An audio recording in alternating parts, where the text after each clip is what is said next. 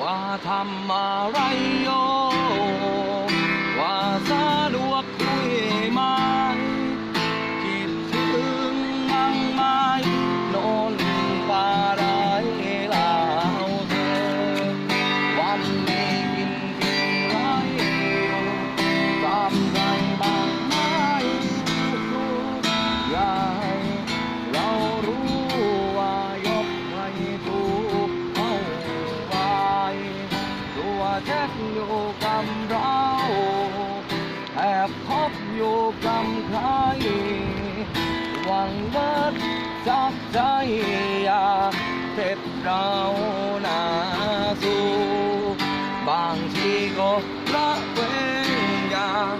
ยกเล่นกับใครหลา